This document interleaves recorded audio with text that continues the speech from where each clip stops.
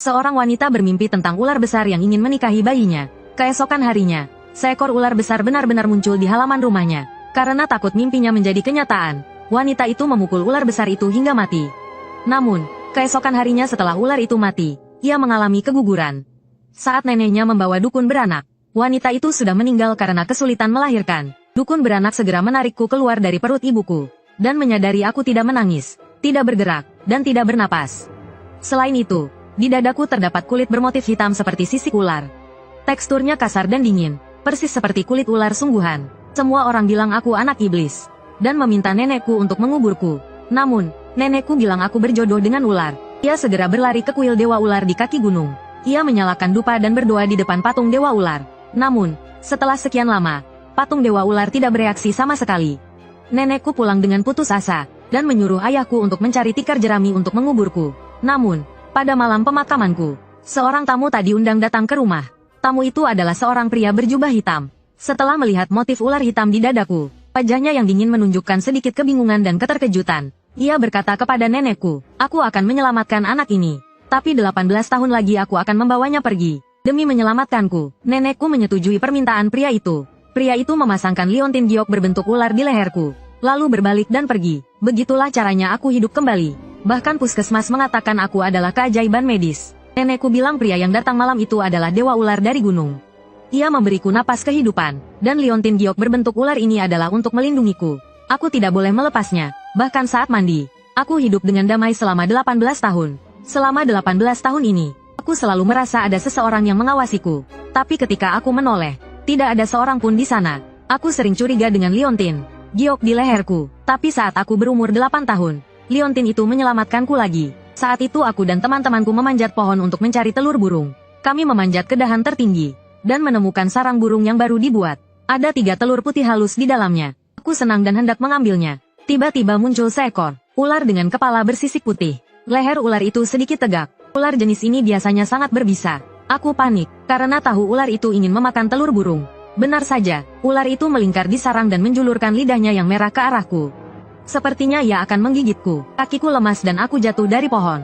Pohon itu tingginya sekitar 6 atau 7 meter. Jika jatuh, aku pasti mati atau cacat. Aku menutup mata dan berpikir ini sudah berakhir. Tapi aku tidak jatuh ke tanah. Aku jatuh ke pelukan yang kuat. Setelah menyadari aku masih hidup, aku perlahan membuka tangan yang menutupi mataku, dan melihat wajah yang dingin. Sebuah tahi lalat di ujung matanya menambah kesan menawan. Ia adalah orang tertampan yang pernah kulihat. Ia mengenakan jubah hitam yang jelas bukan pakaian modern. Rambut hitamnya yang panjang tergerai rapi di belakangnya. Tercium samar aroma hutan setelah hujan. Siapa kau? Tanyaku. Ia menurunkan aku dari gendongannya, menatapku dari atas. Mata sipitnya penuh dengan kegelapan. Namun suaranya dingin. Aku tunanganmu. Tunangan? Aku menatapnya dengan penuh rasa ingin tahu. Hatiku diam-diam merasa sedikit gembira. Pria tertampan di dunia ini adalah tunanganku.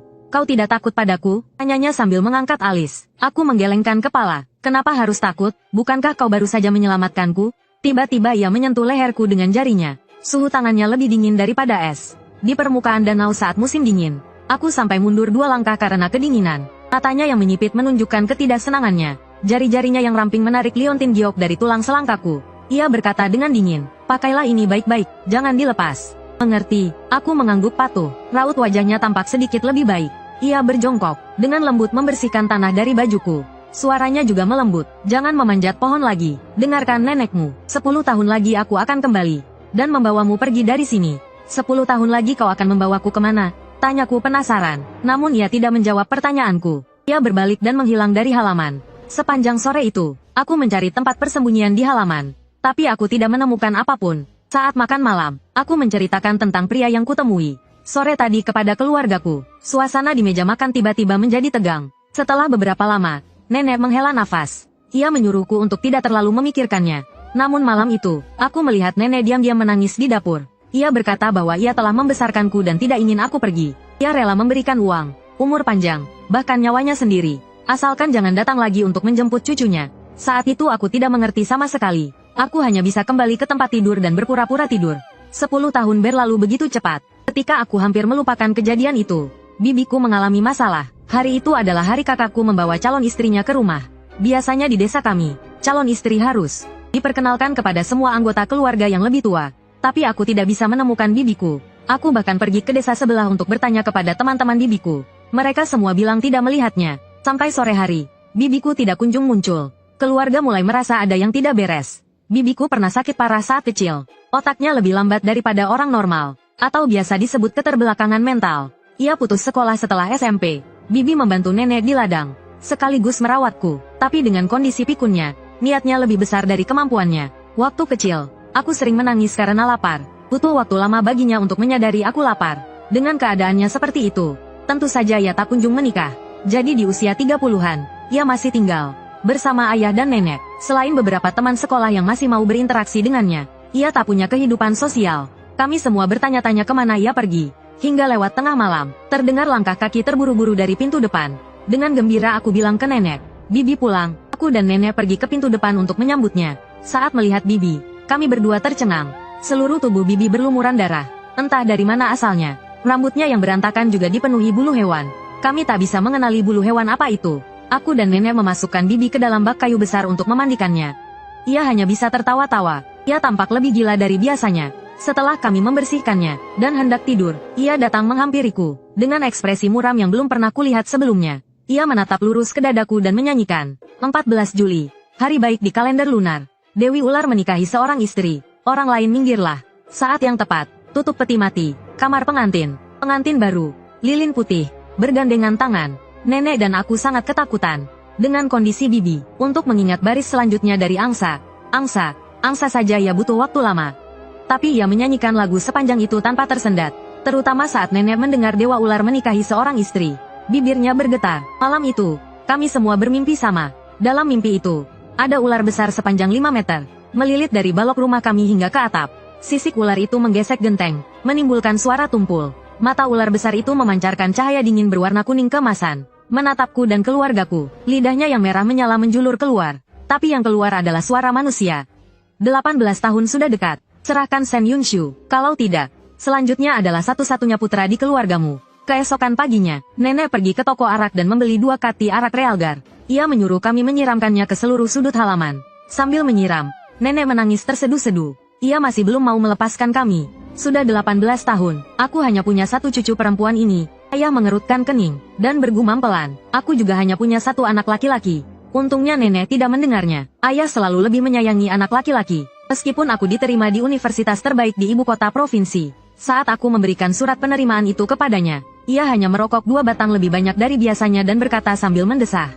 Membesarkan anak laki-laki untuk hari tua, membesarkan anak perempuan hanya akan membuatnya pergi. 3 hari lagi ulang tahunku. Tapi rumahku diselimuti kesedihan. Bibi diikat tangan dan kakinya dengan tali rami oleh ayah. Dan diberi obat tidur. Saat makan, tak ada yang berani bicara. Hanya suara dentingan piring dan sumpit. Sangat hening. Sampai jarum jatuh pun terdengar. Setelah makan, kami semua kembali ke kamar masing-masing. Sebelum tidur, aku ingin melihat apakah Bibi sudah bangun. Kalau sudah, aku akan memberinya sedikit air dan makanan. Ketika aku sampai di kamar Bibi, aku hanya menemukan tali rami yang berserakan di kaki tempat tidur. Orangnya sudah hilang. Aku segera berteriak, "Gawat, Bibi kabur lagi." Nenek dan ayahku langsung mengenakan pakaian dan pergi mencarinya. Hanya kakakku yang menatapku, lalu kembali ke kamarnya. Aku menggertakkan gigi dan ikut berlari keluar. Di perjalanan, aku terus berpikir, kemana Bibi bisa pergi? Desa Mangsan tidak terlalu besar. Semua tempat yang mungkin sudah kami cari. Hanya ada 2 tempat yang belum pernah kukunjungi. 1. Kuil Dewa Ular di belakang gunung. Keluargaku selalu melarangku pergi ke sana. Setelah mengingat mimpi tadi malam, aku juga tidak berani pergi ke kuil Dewa Ular.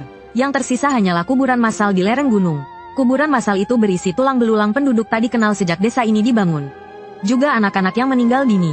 Aku hampir dibuang ke tempat itu dengan dibungkus tikar jerami. Jadi, aku secara psikologis menolak untuk ke sana. Saat SD, beberapa teman laki-lakiku mencoba membujukku pergi ke kuburan massal. Aku duduk di tanah dan menangis keras. Bibilah yang datang dan menggendongku pulang. Konon, malam itu, teman-teman laki-lakiku demam tinggi setelah pulang. Seolah-olah kerasukan sesuatu. Sejak saat itu, mereka menghindariku. Bahkan sampai merayap di dinding untuk menghindar. Itu membuatku curiga kalau aku dirasuki makhluk halus. Aku diam-diam mengoleskan air mata sapi ke mataku. Tapi aku tidak melihat apa-apa. Teringat Bibi. Langkah kakiku semakin cepat. Ketika aku sampai di tepi kuburan massal, ku pusing karena bau busuk yang menyengat di udara. Mengusir lalat yang berterbangan di sekitar. Aku melihat pemandangan yang tak akan pernah kulupakan seumur hidupku. Bibiku sedang duduk di atas tumpukan tulang. Merobek tubuh serigala liar dengan kukunya. Sambil merobek, ia tertawa-tawa. Dia sepertinya menyadari keberadaanku, dan menoleh ke arahku sambil tersenyum. Aku tidak tahan dan berlari ke samping untuk muntah. Sekarang aku tahu, dari mana asal darah dan bulu hewan. Di tubuhnya, nenek dan ayahku menyusul. Mereka juga terkejut melihat pemandangan seperti itu. Dengan wajah pucat, ayahku berteriak pada nenek. Ini semua salahmu, kau bersikeras untuk menyembah dewa ular itu. Gadis sialan ini lebih baik mati saja. Bagaimana kalau terjadi sesuatu pada anakku? Nenek berlutut di tanah dan menangis lama sekali. Akhirnya, aku membawanya pulang. Aku menyentuh matanya yang bengkak karena menangis. Terasa kendur dan keriput. Xiao Shu, nenek minta maaf padamu. Nenek seharusnya tidak menjodohkanmu dengan dewa ular itu. Nenek memegang tanganku dan menangis. Aku hendak menghibur nenek, tapi ayahku masuk ke kamar. Sebuah gaun merah terang dilemparkan ke arahku. Ini gaun pengantin ibumu dulu. Lusa kau harus menikah. Kau tidak bisa tinggal di rumah ini lagi. Aku membuka gaun pengantin itu. Motif dan sulamannya terlihat sudah tua. Ujung gaunnya bahkan ada beberapa lubang bekas gigitan tikus. Tapi, harus kuakui, modelnya masih cukup bagus. Nenek mengusap gaun pengantin itu dengan tangan gemetar. Xiao Shu, nenek akan memperbaikinya untukmu. Nenek akan menjadikanmu pengantin tercantik. Saat mengatakan itu, nenek akan menangis lagi. Aku segera melepaskan tangannya, dan mendorongnya keluar kamar. Aku akan menemani bibi. Nenek, tidurlah lebih awal. Aku tidak tahu apa yang akan kuhadapi. Aku juga tidak tahu apa artinya menikah dengan dewa ular. Aku ingin membujuk nenek agar tidak menangis lagi. Bukankah hanya menikah? Aku akan menikah. Tapi dari nada bicara nenek dan ayah, aku merasa seperti akan segera mati. Jadi aku tidak bisa membujuknya. Setelah sarapan, ayah mengikat bibi lagi dengan tali rami. Dia pergi bekerja di ladang. Nenek bersembunyi di kamar, menjahit baju pengantinku. Hanya aku dan kakakku yang duduk di halaman. Aku baru saja menyelesaikan ujian masuk universitas dan tadinya ingin belajar bahasa Inggris selama liburan musim panas. Untuk ujian TOEFL dan TOEIC nanti. Sekarang aku sama sekali tidak bersemangat. Aku mengambil batu dan menggoreskannya di tanah tanpa tujuan. Kakakku sesekali melihat ke atap. Seolah-olah ada ular yang akan meluncur turun kapan saja. Dia melirikku dan bertanya dengan santai. Kau benar-benar akan menikah dengan dewa ular itu? Hubunganku dengan kakakku tidak pernah baik. Dia selalu merebut makananku saat kecil. Kalau bukan karena nenek melindungiku, dia sudah beberapa kali ingin menjualku. Aku mengangguk, tidak ingin meladeninya. Tapi dia menyipitkan mata dan mendekat ke telingaku. Berbisik, ku dengar beberapa tahun lalu ada seorang janda di desa sebelah. Dililit ular. Beberapa bulan kemudian, janda itu melahirkan lebih dari 10 ular belang. Mereka merayap di seluruh rumahnya. Hentikan, kata-katanya membuatku merinding. Aku mendorongnya dan lari kembali ke kamar. Tapi kata-kata kakakku terus terngiang di kepalaku. Setiap kali aku menutup mata, yang kulihat hanyalah bayi ular merayap di lantai. Aku menggenggam liontin giok di leherku, berdoa agar itu memberiku keberuntungan. Aku tertidur dalam keadaan linglung. Dalam mimpi, aku melihat pria berbaju hitam itu. Wajahnya masih menawan dan mempesona. Siluetnya yang tinggi berdiri di bawah lampu, mengurangi sedikit kesan dinginnya. Dengan sedikit rasa sedih, aku menarik ujung bajunya. Bukankah kau bilang akan membawaku pergi? Kenapa kau belum datang? Jangan bilang kau berubah pikiran. Siluetnya tiba-tiba menjadi kabur, seperti tersembunyi di dalam kabut. Sesaat kemudian, dia berubah menjadi ular bermoncong lancip yang kulihat di pohon musim panas itu. Ekor ular itu melilit betisku, dan berkata padaku sambil menjulurkan lidahnya, bukankah aku sudah datang? Aku terbangun dari mimpi buruk, memeluk selimut dan terengah-engah, memikirkan bagaimana mungkin manusia bisa hamil anak ular. Tapi hari ini adalah hari pernikahanku, juga hari ulang tahunku. Nenek membelikanku kue dan berkata padaku, makanlah. Setelah selesai makan, kau harus pergi. Ayah dan kakakku sibuk sejak pagi. Entah dari mana mereka menemukan papan peti mati. Memalunya tanpa henti, aku melihat ke bawah dari jendela kaca lantai 2. Kebetulan kakakku mendongak dan menyeringai padaku. Matanya sekarang telah berubah menjadi hijau tua. Bahkan pupil matanya menjadi vertikal, dingin seperti ular. Aku segera mundur 2 langkah dari jendela. Takut kalau kakakku juga akan berubah menjadi ular. Saat senja, nenek memakaikanku gaun pengantin. Tangannya sangat terampil. Dia telah memperbaiki semua manik-manik yang lepas dan benang yang putus. Terlihat seperti baru. Dia menyisir rambutku dan merias wajahku sambil menangis. Akhirnya, dia menutupi kepalaku dengan kerudung merah. Adat kampung halaman adalah kaki pengantin wanita tidak boleh menyentuh tanah. Aku duduk di tepi tempat tidur dengan kerudung menutupi wajahku. Dan kakakku menggendongku di punggungnya. Melewati halaman belakang rumahku dan berjalan menuju gunung. Tidak ada pengiring pengantin yang menaburkan bunga. Tidak ada teman atau keluarga yang mengantar. Nenek dan ayah berjalan di belakang kami. Aku merasa jalan di bawah kakiku semakin terjal. Tapi aku tidak bisa melihat apa-apa karena kerudung merah. Sepertinya sudah berjalan sangat lama. Sampai kakakku terengah-engah dan berkata, sampai. Lalu dia menempatkanku di tempat yang empuk. Aku mengangkat tanganku dan meraba-raba. Hatiku tiba-tiba terkejut. Bukankah ini peti mati yang dibuat ayah dan kakakku pagi ini? Kenapa mereka memasukkan aku ke dalam peti mati? Kak, apa yang kalian lakukan? Aku berpegangan pada tepi peti mati dan berteriak tak berdaya. Ayah menatapku dan berkata dengan suara dingin, Dewa Ular ingin kau menikah dengannya. Jadi kami mengantarmu ke kuil Dewa Ular. Aku segera membuka kerudungku, menyadari aku berbaring di peti mati yang gelap gulita. Di sekitarku adalah kuil bobrok yang telah lama ditinggalkan. Di lantai ada sesajen buah dan sayuran yang baru saja diletakkan nenek. Di atas adalah sarang laba-laba yang berlapis-lapis. Apakah mereka ingin mempersembahkanku sebagai korban kepada Dewa Ular? Ketakutan membuatku menangis histeris. Nenek, aku tidak mau tinggal di sini. Aku mau pulang. Melihat itu, nenek juga menangis tanpa henti. Dia ingin mengulurkan tangan dan memelukku. Tetapi ayahku menghentikannya dan berteriak dengan marah. Jangan menangis, kau lahir di tahun ular. Bulan Yin, jam Yin, menit Yin. Itu adalah hari dan jam yang paling tabu. Hari pembunuh guru. Sejak hari kau lahir, kau telah dijanjikan kepada Dewa Ular. Tidak ada yang bisa menyelamatkanmu. Jika kau tidak pergi dengan Dewa Ular, kita, seluruh desa akan menderita. Kata-katanya membuatku tercengang. Aku telah hidup selama ini tetapi aku tidak tahu bahwa tanggal lahirku begitu istimewa. Pantas saja nenek tidak pernah mengizinkanku untuk meramal. Pergilah dengan tenang, nanti kami akan membakar kertas untukmu. Entah kapan, kakakku telah berjalan ke belakangku. Kepalaku dipukul keras dari belakang. Tisakan napas untuk anak ini. Nenekku berlutut di samping peti matiku, meratap pilu. Tapi pandanganku sudah berputar-putar. Hal terakhir yang kulihat adalah patung batu berkepala ular dan berbadan manusia itu. Tatapannya begitu dingin, dan tanpa ampun. Entah berapa lama berlalu, suara ribut tabuhan membangunkan aku. Kubuka mata dan mendapati diriku duduk di dalam tandu pengantin. Di luar tandu, ada rombongan pengantin. Langkah mereka tampak kaku. Dua gadis membawa dua lentera merah dari kertas. Wajah mereka dipoles perona pipi tebal. Para pemain musik itu, jari-jari mereka tak bergerak. Seolah-olah mereka bermain musik, tapi juga tidak. Namun, suara serulingnya melengking terus terdengar. Entah berapa lama tandu berjalan, tiba-tiba berhenti. Ku dengar langkah kaki dari luar, mendekat dan berhenti di depan tanduku. Sebuah tangan dengan buku-buku jari yang jelas terlihat membuka tirai tandu. Lalu telapak tangan itu terulur ke arahku. Tangan itu tampak sangat familiar, seperti tangan orang yang menyelamatkanku di musim panas saat aku berusia 8 tahun. Dorongan yang tak dapat dijelaskan membuatku menggenggam tangan itu, tetapi suhu dinginnya membuatku merinding. Apakah di luar sangat dingin? Mengapa tangannya sedingin ini? Detik berikutnya, dia menuntunku keluar dari tandu, dan membawaku masuk ke dalam rumah dengan langkah mantap. Di dalam rumah, para tamu berdiri di kedua sisi. Ku dengar mereka saling menyapa, menyebut marga Hu, Huang, Bai, dan Hui. Tapi yang paling banyak adalah marga Liu. Begitulah aku dibawa ke aula utama. Mak Comblang berdiri di depan dan berteriak dengan suara melengking. Hari baik, saat yang tepat. Pasangan serasi, ikatan suci terjalin. Segera sembah. Aku agak bingung. Bukankah di drama televisi, pengantin wanita harus melangkahi Anglo? Mengapa kami langsung sembah tanpa melangkahi Anglo?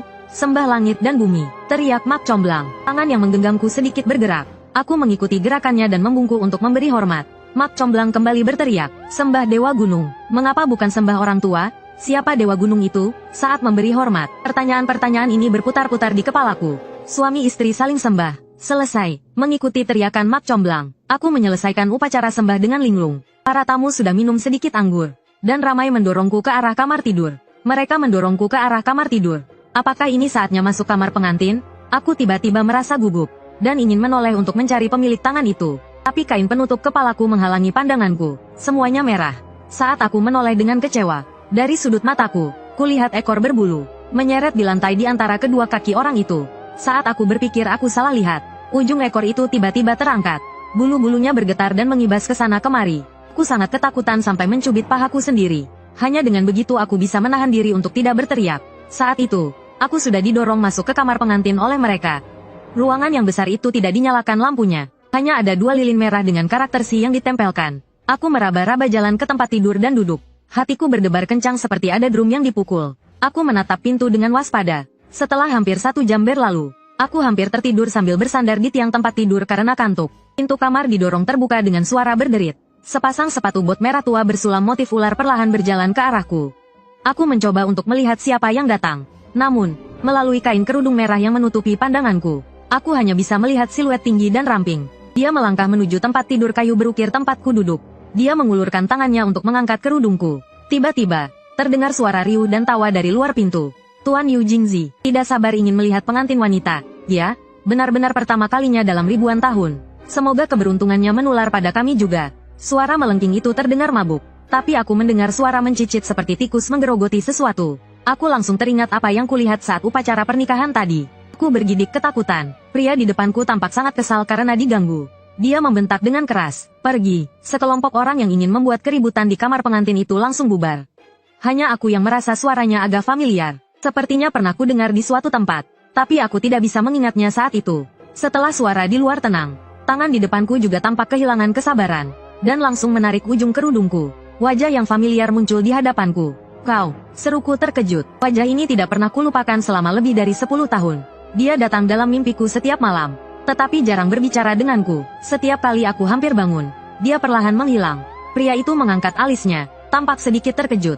"Kau masih ingat aku?" Ku mengangguk. "Kau orang yang menyelamatkanku di bawah pohon itu."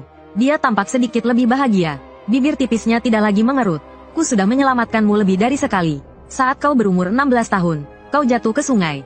Kau sudah tenggelam. Bagaimana menurutmu kau bisa berenang ke tepi?" Aku tertegun mendengarnya. Musim panas saat aku berumur 16 tahun banyak hujan. Jalanan di gunung berlumpur dan sulit dilalui. Aku berjalan pulang dari sekolah sambil memegang payung. Tanpa diduga, aku tersapu banjir bandang ke sungai. Aku hanya sempat menggapai-gapai beberapa kali sebelum kehilangan kesadaran. Ketika aku membuka mata lagi, aku melihat ayahku, berdiri di depanku dengan wajah cemas. Aku selalu berpikir bahwa ayahkulah yang mempertaruhkan nyawanya untuk menarikku keluar dari air. Itulah sebabnya dia begitu marah. Sekarang aku berpikir, jika ayahku yang menyelamatkanku dari sungai, mengapa pakaiannya tidak basah? Mengapa kau menyelamatkanku? Tanyaku tanpa sadar. Karena kau wanita yang akan kunikahi. Leng Xuanxiao. Malam ini adalah malam pertama kita. Kau tahu bagaimana menjadi seorang istri? Sebelum aku bisa menjawab, Leng Xuanxiao mendorongku ke tempat tidur. Kemudian kerah bajuku ditarik paksa oleh tangan besar. Suhu tangan itu sedingin es di bulan Desember. Bukan suhu yang dimiliki manusia. Aku tersentak kedinginan. "Apa yang kau lakukan?" Aku terkejut dan marah. Leng Xuanxiao mendengarnya dan berkata dengan acuh tak acuh. "Malam pertama, bukankah aku baru saja mengatakannya? Lepaskan, aku tidak mau malam pertama denganmu. Aku mau pulang." Aku berteriak dan mendorongnya sekuat tenaga. Tapi meskipun aku mengerahkan seluruh kekuatanku, dia tetap tak bergeming. Melihat itu, Leng Xuanxiao tertawa dingin. Sret, gaun pengantin yang dibuat nenek dengan susah payah robek menjadi dua. Aku menutup mata karena takut, tidak tahu apa yang akan dia lakukan selanjutnya. Senyum jahat kakakku terlintas di pikiranku. Lilitan ular, apakah dia akan melilitku? Setelah beberapa lama, Leng Xuanxiao tidak melakukan apa-apa. Aku pun sedikit membuka mata. Aku melihatnya menindihku. Tatapannya tertuju pada dadaku. Entah kenapa, kulit di dadaku terasa keras seperti kulit ular. Dan memiliki pola seperti sisik ular. Nenek bilang aku seperti ini sejak kecil. Dan karenanya aku diejek dan dikejar-kejar anak-anak lain di desa. Mereka bilang aku wanita ular. "Apa yang kau lakukan?" Suaraku sedikit gemetar. Leng Xuanxiao menunjuk kulit berpola ular di dadaku. Dan berkata dengan serius, "Intisariku ada di sini." "Apa?" Aku tidak mengerti apa yang dia katakan. "Bagaimana intisarimu bisa ada di tubuhku?" Ekspresi Leng Xuanxiao menjadi aneh. Matanya yang dingin diwarnai kebingungan. Aku juga tidak tahu, tapi aku bisa merasakannya di sini.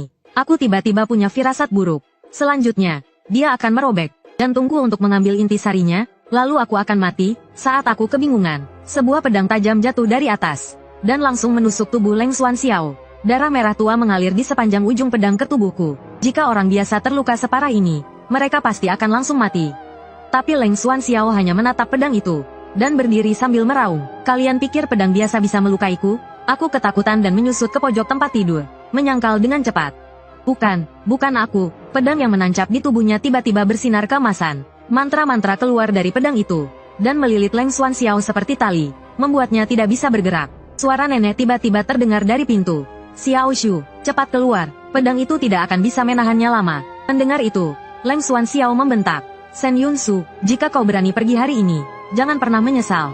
Aku melihat Leng Xuanxiao yang seluruh tubuhnya terikat mantra. Matanya sekarang penuh amarah, persis seperti ular besar dalam mimpiku. Aku segera berlari menuju pintu. Begitu keluar, aku melihat nenek dan seorang pendeta Tao berjubah berdiri bersama. Pendeta Tao itu memegang jimat, bibirnya terus bergerak, sepertinya dia sedang merapal mantra. Melihatku tidak terluka, nenek segera berkata, "Ayo kita cepat pergi dari sini." Pendeta Tao itu mengangguk setuju. Dengan kibasan pengusir lalatnya, dia membawaku dan nenek pergi. Teringat kemarahan Leng Xuanxiao, aku tidak bisa menahan diri untuk menoleh ke belakang. Tapi pandangan sekilas itu membuatku terkejut. Saat datang, tempat ini adalah rumah dengan bata biru dan genteng putih. Di dalamnya terdapat berbagai perabotan antik, berusia tua tapi sangat berharga. Tapi sekarang hanya tersisa lubang gelap gulita, penuh lumut, dan beberapa tikus berlarian keluar dari lubang itu. "Bukankah aku di kuil Dewa Ular? Ini di mana?" Sambil membawa kami menuruni gunung, Pendeta Tao itu berkata, Gadis bodoh, ini adalah gua ular tua berusia 1000 tahun. Ternyata, setelah aku dimasukkan ke dalam peti mati oleh ayah dan kakak, nenek tidak tega dan berusaha keras untuk menyelamatkanku. Kebetulan, tidak lama setelah aku lahir, pendeta Tao Mo Chou ini pernah turun gunung dan berkunjung ke desa kami. Begitu melihatku, dia langsung berkata, "Karma buruk, benar-benar karma buruk." Saat itu, nenek terus bertanya apa maksudnya, tapi dia menolak untuk memberitahunya. Dia hanya berkata dengan sungguh-sungguh, 18 tahun kemudian, jika ular itu datang mencarimu, datanglah ke biara King Yuan di Gunung Wanggu untuk menemukanku. Lalu, ketika bibi kecilku menjadi gila, nenek sudah menghubungi pendeta Tao Mo Chou. Ketika pendeta Tao Mo Chou tiba setelah menerima surat itu, aku sudah dimasukkan ke dalam peti mati dan tidak bernyawa. Dia segera merapal mantra dan menyelamatkanku dari Gua Leng Xuan Xiao. Aku tidak bisa menahan rasa ingin tahu dan bertanya padanya, "Pendeta Tao Mo Chou, mengapa ular itu bersikeras ingin menikah denganku?" Mendengar itu, pendeta Tao Mo Chou merenung dan berkata, "Ada intisari miliknya di dalam tubuhmu. Intisari itu adalah kekuatan spiritual dari kultivasinya selama 1000 tahun.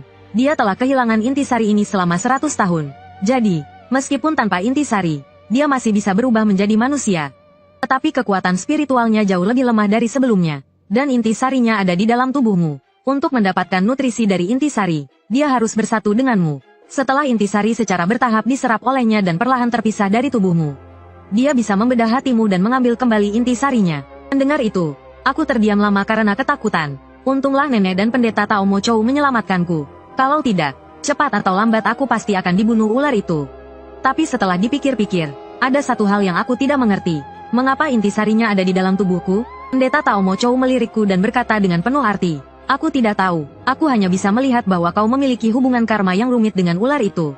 Tapi semua hal di dunia ini tidak lebih dari sebab akibat. Hutang karma dari kehidupan lampau akan menagih di kehidupan sekarang." Kehidupan lampau, aku mengerutkan kening. Apakah benar ada reinkarnasi di dunia ini?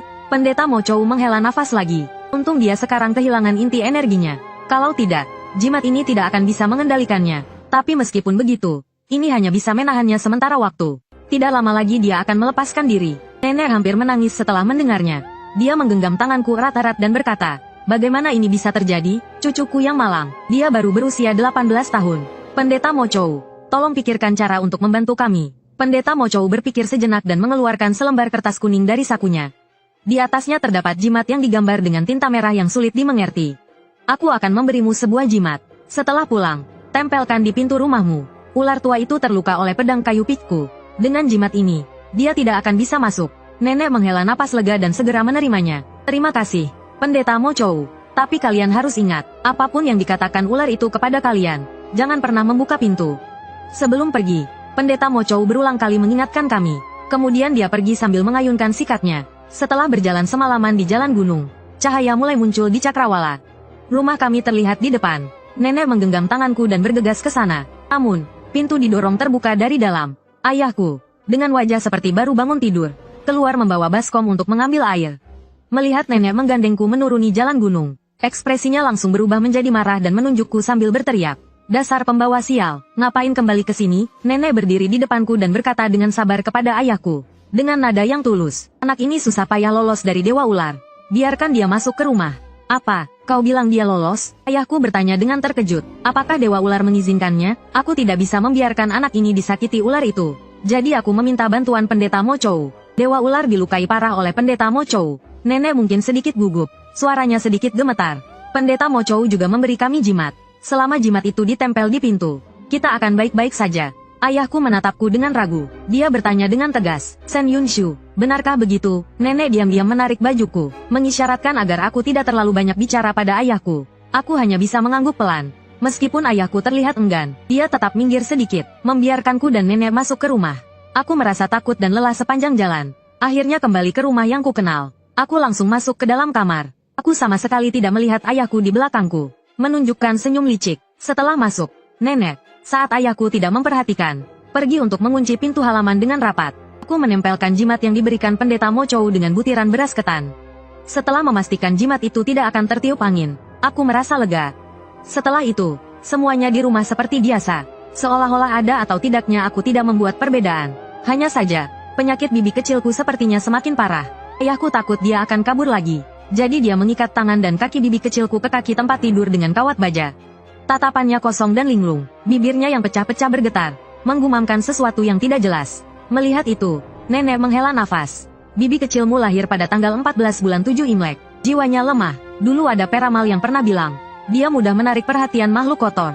Waktu kecil, dia pernah seperti ini. Dia pergi ke prosesi pemakaman di rumah tetangga tua Liu. Begitu melihat peti mati diangkat, dia pingsan. Setelah pulang, dia demam tinggi selama beberapa hari dan mengigau. Mengucapkan banyak omong kosong. Dia bilang, jangan kubur aku di sana. Nanti keturunannya akan putus. Saat itu, aku merinding mendengarnya. Karena setelah itu, keluarga tetangga tua Liu benar-benar tidak punya anak lagi. Putra tetangga tua Liu menikahi seorang wanita dari kota. Entah bagaimana, wanita itu mengalami keguguran berulang setelah menikah dengannya. Dan 2 tahun lalu, putra tetangga tua Liu pergi ke selatan. Bekerja di lokasi konstruksi di kota lapis kedua. Karena musim panas terlalu panas, dia tidur di bangunan berbahaya yang sedang dibangun untuk berlindung dari matahari. Mungkin dia tidur terlalu nyenyak, sehingga buldoser datang dan merobohkan bangunan berbahaya itu, dan langsung meremukkannya di dalamnya. Keluarga tetangga tua Liu benar-benar kehilangan keturunan. Bahkan anak perempuan pun tidak ada yang tersisa. Memikirkan hal itu, apa yang dikatakan bibi kecilku ternyata benar. Setelah itu, bibi kecilmu bangun dan menjadi linglung. Sejak saat itu, tidak ada seorang pun di desa yang membiarkannya menghadiri pemakaman lagi. Bahkan saat pemakaman kakekmu, aku, dan ayahmu yang mengurusnya. Nek, apa kau tidak pernah meminta pendeta Mochou untuk memeriksa bibi kecil? Nenek menggelengkan kepalanya. Sudah, pendeta Mochou bilang bibi kecilmu adalah seorang Tianjinu dan tidak bisa disembuhkan. Apa itu Tianjinu? Aku bertanya. Saat itu, pendeta Mochou hanya mengatakan, rahasia surga tidak boleh dibocorkan. Setelah mengatakan itu, nenek mencari foto bibi kecil saat SD. Wajahnya bersih dengan senyum cerah. Saat itu, bibi kecil masih seorang gadis normal. Aku melirik foto itu, lalu melihat wanita gila berambut kusut di depanku. Aku merasa sedih. Aku mengambil sisir dan ingin menyisir rambutnya. Tapi dia langsung mencengkeram pergelangan tanganku. Bibi kecil, lepaskan tanganmu.